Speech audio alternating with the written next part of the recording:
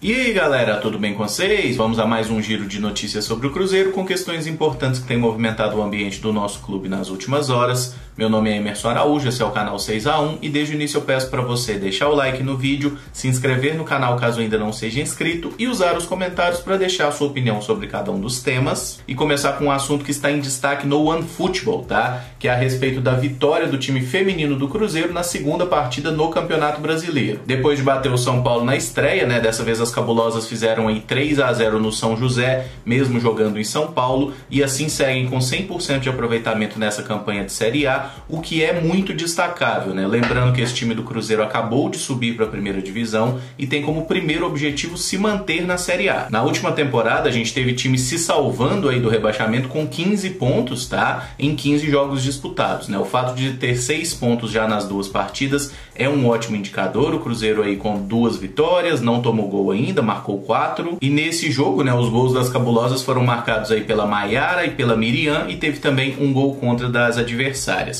O próximo jogo é na segunda-feira contra o Santos, né, que atualmente é o líder do campeonato, um dos grandes favoritos ao título e que tem aí como uma das suas principais jogadoras a Cristiane, né, centroavante da seleção brasileira, artilheira histórica aí de várias Olimpíadas e campeonatos mundiais. Essa e outras notícias você encontra no OneFootball, que é o maior aplicativo sobre futebol do planeta. É totalmente gratuito, está disponível tanto para Android quanto para iOS e o link para você baixá-lo está aqui na descrição desse vídeo. Partindo agora para o futebol masculino, o Cruzeiro oficializou nesse sábado a compra de 70% dos direitos econômicos do atacante Thiago, o jogador que marcou o nosso primeiro gol na temporada, está atualmente se recuperando de lesão, foi adquirido aí por um valor de R$600 mil e assinou o contrato até dezembro de 2023. Acho que foi um acerto. O Thiago é um jogador muito novo, 18 anos ainda, tem um futuro imenso. Conseguiu até surpreender naquele jogo, né? O Adilson botou ele como titular quando todo mundo esperava que fosse o Vinícius Popó. Ele entrou, meteu um gol de cabeça. Infelizmente teve a lesão, mas daqui a pouco já está disponível. E acho que foi um investimento certeiro porque é um cara que tem grande perspectiva de futuro.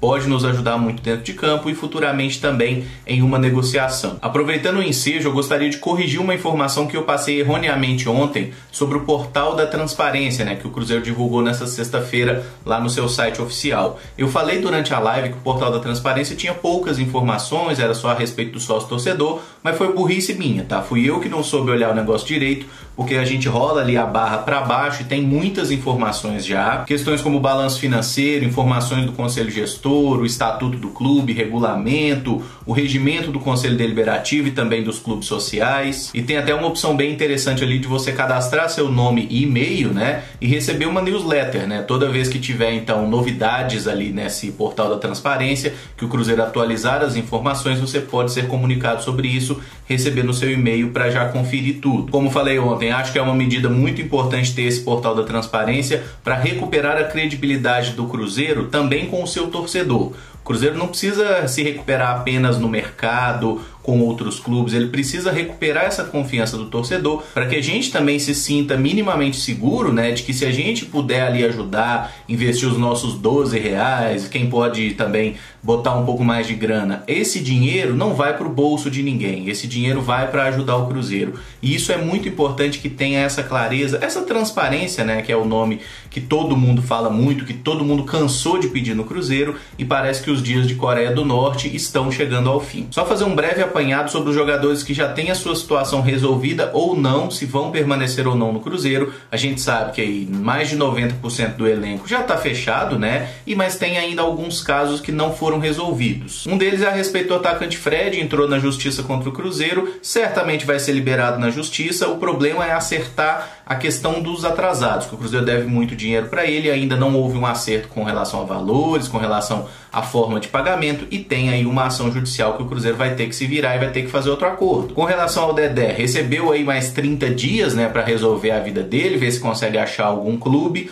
Até agora, quem se mostrou interessado no jogador não tem condição de pagar o salário dele, então ele segue aí no Cruzeiro, não está recebendo salário desde o final da temporada, assim como todos os atletas que não chegaram a um acordo com o núcleo gestor. gestor. Fato é, o Dedé é um jogador que só deve retornar a Belo Horizonte aí no mês que vem, em março, e tomara que nesse meio tempo arrume um clube, mas a situação dele até agora também está pendente. O Ariel Cabral foi outro que recebeu aí uma licença de 30 dias para resolver problemas particulares lá na Argentina, e a tendência é que retorne no início do mês de março para ser integrado ao elenco principal. Esse já aceitou a readequação salarial, né, para receber um valor menor nessa temporada, e o resto que está atrasado e a outra parte do salário também que ele teria a receber, parcelado a partir de meados de 2021. Então a tendência é que o Ariel Cabral volte e jogue. Já com relação ao Marcelo Hermes, não tem nem notícia sobre ele, aparentemente ninguém o quer, ele não está treinando com o grupo lá no Cruzeiro, não sei o que vai acontecer com esse rapaz, que ninguém sabe por que o Cruzeiro contratou, né? A grande verdade é essa, no final da temporada passada, ele simplesmente brotou aí no Cruzeiro em um contrato injustificável de 3 anos. Acho, porém, que a gente pode classificar essa semana como muito produtiva para o Cruzeiro. Por quê?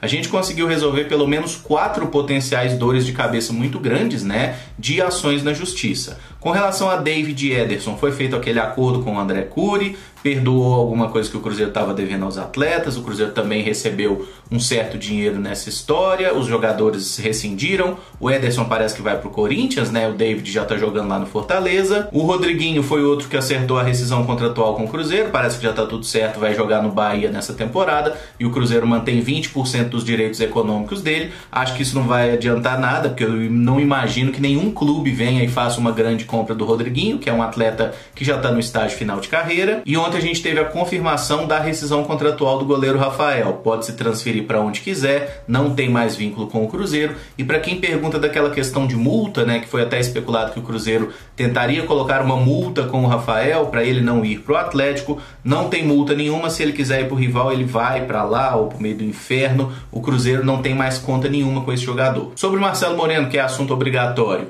nenhuma novidade efetiva até o momento. Ele ainda não obteve a rescisão de contrato lá na China, mas hoje o time dele jogou um amistoso e o Marcelo Moreno não participou. É apenas mais um indício de que ele de fato está encaminhando a sua rescisão de contrato e deve vir para o Cruzeiro, mas ainda nada é oficial. E por fim, eu gostaria de abordar aí 2 especulações que brotaram nas últimas horas, uma a respeito do lateral esquerdo Diogo Barbosa, do Palmeiras, e outra sobre Paulo Henrique Ganso, meia do Fluminense. É importante destacar que essas especulações não tem nenhuma fonte confiável, não tem nenhum jornal, nenhum setorista cravando isso, é muito mais um papo de Twitter, na minha opinião. Pelo menos o que eu vi aí é um pessoal insistindo muito nesse papo de que o Cruzeiro tem interesse em trazer outros jogadores de maior renome, além do Marcelo Moreno, e esses 2 nomes de Ganso e Diogo Barbosa teriam sido citados. Mas não é demais reforçar, esses jogadores não estão dentro da realidade financeira do Cruzeiro, não acredito que tenha nenhuma chance deles serem contratados, mas eu acho que é importante a gente discutir um pouco os nomes e o perfil, e eu gostaria que vocês também opinassem sobre cada um deles. O Diogo Barbosa, eu não tenho dúvidas que seria um bom nome. Ele é um bom lateral esquerdo, um jogador de qualidade, que teve uma passagem bem sucedida pelo Cruzeiro em 2017, saiu de um jeito meio estranho, né? A verdade é essa, não ficou muito bem resolvida a situação, mas enfim, se fosse possível, seria uma boa contratação? Seria. Gosto muito do futebol dele, acho que ele é melhor que o João Lucas e também ele é melhor que o Rafael Santos, que são as opções que a gente tem hoje, mas assim como eu abordei na live de ontem, o Diogo Barbosa, ele tem um patamar salarial bem alto, ele deve ganhar algo entre 400 e 500 mil reais por mês. Por quê?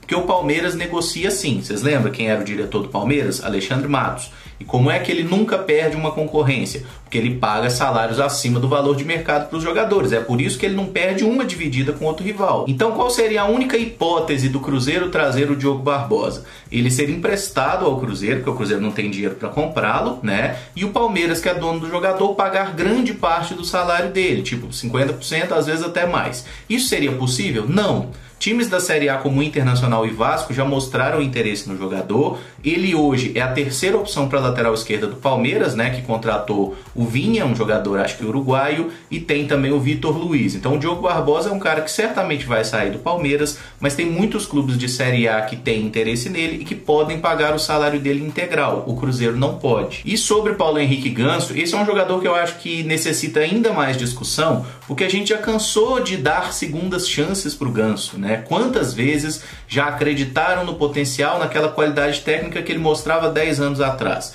É um jogador que está com 30 anos, na última temporada jogou 50 vezes pelo Fluminense, fez 5 gols e deu 2 assistências. Um jogador que é um camisa 10, que tem uma grande qualidade técnica, dar 2 assistências na temporada, eu acho que é um indício de como ele não está rendendo o esperado. Não consigo mais acreditar nesse jogador, acho que ele não seria uma boa opção para o Cruzeiro. Primeiramente, ganso e intensidade não tem nada a ver. E o Adilson Batista insiste muito nesse papo de que quer um time jogando com intensidade. O Ganso mataria qualquer ideia nesse sentido. E eu acho que o Cruzeiro deveria apostar muito mais em jogadores como o Maurício, como o Marco Antônio, até caras como Jonathan Robert e Everton Felipe, que vieram aqui para tentar lançar as suas carreiras, né? Esses caras valem muito mais a aposta do que o Paulo Henrique Ganso, que é um cara que não tem ali uma grande vontade no momento sem bola, é um jogador que não tem nenhuma identificação com o Cruzeiro, então eu acho que já viria meio de má vontade. E assim como eu falei do Diogo Barbosa, tem a questão salarial. O Ganso recebe um salário alto e eu acho que o Cruzeiro não deveria gastar com esse tipo de jogador, que tem muito mais chance de dar errado do que de dar certo, tá? E eu gostaria que vocês opinassem aí se seriam ou não boas peças, mas afirmo só mais uma vez, não tem nenhuma especulação de fonte confiável sobre esses jogadores, é muito mais papo de torcedor mesmo que brotou nas últimas horas. E só uma última questão que eu gostaria de pontuar com vocês é a respeito dessa juventude do elenco do Cruzeiro. Muita gente fala que o Cruzeiro tem um time muito novo e precisa de jogadores experientes, né, para dar uma balanceada no elenco. Beleza, mas vamos parar aqui para analisar os nomes. Hoje o Cruzeiro tem o Fábio, tem o Léo, tem Edilson, tem João Lucas, Ariel Cabral, tem Robinho e provavelmente terá Marcelo Moreno. Vocês não acham que tá bom de jogador experiente? E eu esqueci do Robertson, né? Tem o Robertson Lewandowski também. Vocês não acham que já tá beleza esse número de jogadores experientes? Até porque tem alguns caras aí, por exemplo, o Kaká, que é muito novo, mas já tem uma vivência legal de futebol profissional. A gente tem o Felipe Machado, o Everton Felipe, o Judivan, que são jogadores que já estão aí nessa faixa de 23, 24 anos, ou seja, não são tão meninos assim também. Então é mais uma pauta que eu proponho a vocês discutir se realmente o Cruzeiro precisa buscar mais jogadores experientes ou se a gente já consegue se virar, né, e dar espaço para esses jovens aí para completar esse time. Porque para quem falava que o Cruzeiro só tinha menino, a gente já tem uma espinha dorsal mais ou menos formada de jogadores mais experientes. Mas enfim, comenta aí, vamos trocar uma ideia. Amanhã o Cruzeiro enfrenta o Patrocinense, né, o jogo é 7 horas da noite. Vou fazer o vídeo de pré-jogo, amanhã domingo de manhã tá no ar com as prováveis escalações e tudo mais, mas já adianto que pelo menos o Vinícius Popó está relacionado para esse jogo. Pode ser que a gente tenha a oportunidade de vê-lo fazer alguns minutos em campo. Mas esse vídeo fica por aqui. Se gostou, deixa o like, se inscreve no canal caso ainda não seja inscrito e usa os comentários para deixar a sua opinião sobre cada um dos assuntos. Muito obrigado por acompanhar, um abraço e até o próximo vídeo. Valeu!